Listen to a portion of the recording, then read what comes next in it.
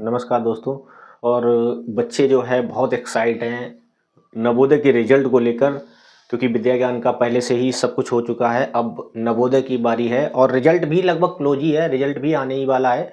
मुश्किल से 31 यानी 31 मार्च के आसपास में, 31 को भी हो सकता है रिजल्ट आपका आ जाएगा।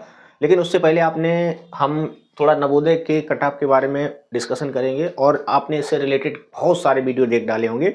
हम आज जो एक संभावित कट ऑफ रह सकती है बच्चों की, उसके ऊपर बात कर लेते हैं। और बात कर लेने से पहले एक हम अनुमान लगा लेते हैं कि आपकी कट ऑफ कितनी जा सकती है। देखिए बच्चों, इस बार जो पेपर हुआ था, पेपर में जो मैथ का लेवल था वो ठीक ठाक रहा था। बच्चों ने हिंदी में क्वेश्चन थोड़े से ज़्यादा गलत किए हुए हैं।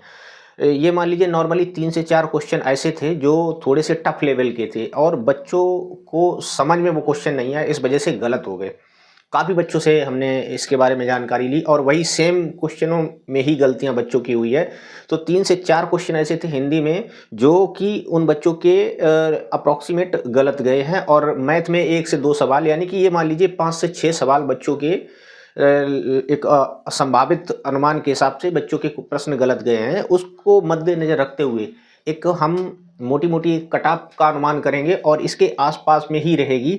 तो आइए अब व्हाइट बोर्ड पे चलते हैं और कट ऑफ को समझने की कोशिश करते हैं कि इसके पास में ही आपकी कट ऑफ रहेगी। तो बच्चों कहीं मत जाइएगा, ध्यान से देखिएगा और इसके आसपास में अगर नंबर आते हैं तो आप बिल्कुल श्योर हो जाइए और आप बिल्कुल निश्चिंत होकर बैठिए और वीडियो पूरा देखिएगा। चलिए पहले बात करते हैं जनरल की।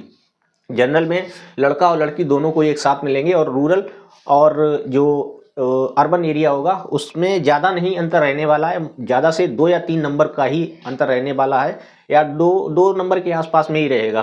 तो जनरल की जो कैटेगरी की जो कट ऑफ जाएगी वो कट ऑफ जो लड़के हैं, लड़कों की जो कट ऑफ, पहले रूरल की बात कर लेते हैं उसके बाद अर्बन की बात करेंगे।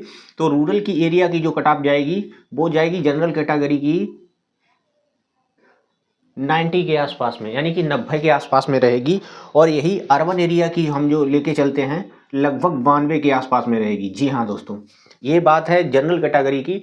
रूरल और अर्बन एरिया की दोनों की बात की जा रही है। उसके बाद बात आती है गर्ल्स की। गर्ल्स की जो कट ऑफ रहेगी वो आप ये मान लीजिए रूरल एरिया की 88 रहे के आसपास में जा सकती है।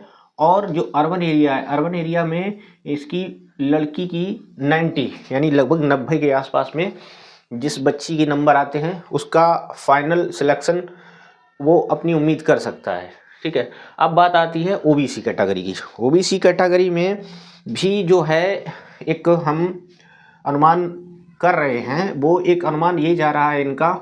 ओबीसी कैटेगरी में जो बॉयज़ होंगे, बॉयज़ में जो रूरल एरिया के बच्चे हैं, उन बच्चों का जो रहने वाला है लगभग ये मान लीजिए 88 यानी कि 88 मार्क्स जिनके बन रहे हैं उसका सिलेक्शन लगभग 90% चांस है उसका सिलेक्शन हो जाएगा। अब बात आती है अर्बन एरिया की। अर्बन एरिया में जिस बच्चे के 90 के आसपास में रहेंगे उस बच्चे का सिलेक्शन लगभग हो सकता है, उसका सिलेक्शन हो जाएगा। बात अब आती है गर्ल्स की, तो बिल्कुल निश्चिंत होकर पूरा समझिए इसको। उसके बाद बात आती है लड़की रूरल एंड अर्बन एरिया दोनों की हम लेके चलते हैं। रूरल एरिया में जिस बच्ची के 86 मार्क्स बन रहे हैं, अपने पेपर के अकॉर्डिंगली उसने सारा सब कुछ मेथड किया, चेक किया हुआ है बच्चों ने, तो जिसके 86 बन रहे हैं और जो रूरल एरिया से बिलोंग करता है तो उसके 86 मार्क्स में सिलेक्शन लगभग पक्का है। और जो बच्ची शहरी से फॉर्म डाला है जिसने, उसमें उस बच्ची के कम से कम 88 मार्क्स होने चाहिए। यहाँ पे ये पॉइंट नहीं लगा रहे हैं, सीधा सीधा आप थोड़ा बहुत कम ज़्यादा हो सकता है।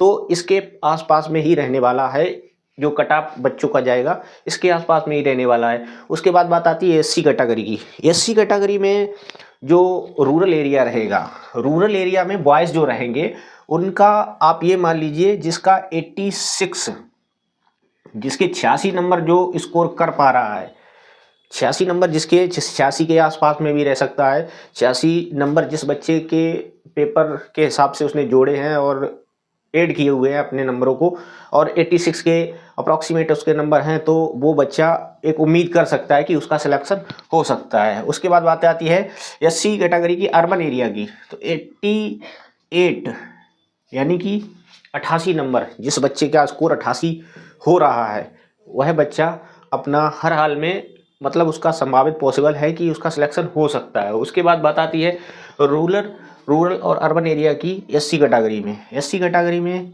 जिस भी गर्ल्स के 84 के अप्रॉक्स मार्क्स रहेंगे, रूरल एरिया की बात कर रहे हैं हम यहाँ पर, एससी कैटेगरी की, वो एक छोटी सी उम्मीद, उस छोटी सी नहीं काफ़ी बड़ी उम्मीद है उसको भी अपनी कि उसका सिलेक्शन हो सकता है।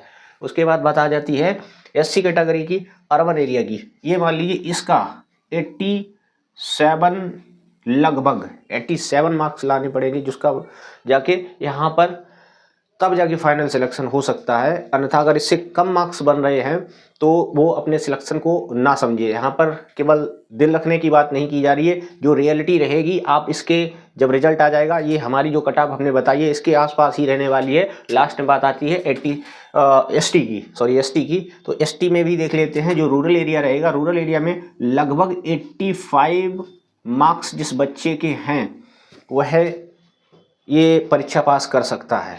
और अब बात आती है अर्बन एरिया की। अर्बन एरिया में एसटी का जो बच्चा रहेगा वह कम से कम 86 मार्क्स उसको लाना पड़ेगा, तब जाके जो है वह यहाँ तक पहुँच सकता है। 86 और 86 के लगभग में उसका मार्क्स आने जब बहुत ज़रूरी है। उसके बाद आती है बात एसटी की। एसटी में रूरल एरिया गर्ल्स की, तो ये मान लीजिए एक मोटा चांस है 80 उसके मार्क्स बन रहे हैं, और जो अर्बन एरिया है उसमें बच्चियों के कम से कम 82 मार्क्स बन रहे हों, तब जाके फाइनल सिलेक्शन हो सकता है। ये हमने संभवतः सभी बच्चों की, सभी कैटेगरी की, गर्ल्स एंड बॉयज़ दोनों की ही यहाँ पे कट ऑफ की बात की हुई है, और इसके आसपास में ही कट ऑफ रहने वाली है आपकी। आप थोड़ा सा और 2 या 3 दिनों का वेट करिए, ये कट ऑफ रहेगी तो 1 या 2 नंबर इसके आसपास में हो सकता है पॉइंट में थोड़ा सा डिफरेंस आए। अन्यथा अगर लगभग यही इतने ही बच्चों के स्कोर अगर जिसके प्लस हैं तो और अच्छी बात है, या ये जो बाउंड्री स्कोर की बाउंड्री पे ही हमने जो पॉइंट बताए हुए हैं इस पे भी अगर आपके मार्क्स बन रहे हैं तो आप डोंट वरी, आप निश्चिंत रहिए, आपका सिलेक्शन बिल्कुल होगा। और हमारा नेक्स्ट वीडियो जब रिजल्ट आएगा उसके 1 दिन पहले और आ जाएगा। तो इतना आप अगर स्कोर कर पा रहे हैं तो आप अपना सिलेक्शन कंफर्म समझिए। जय हिंद।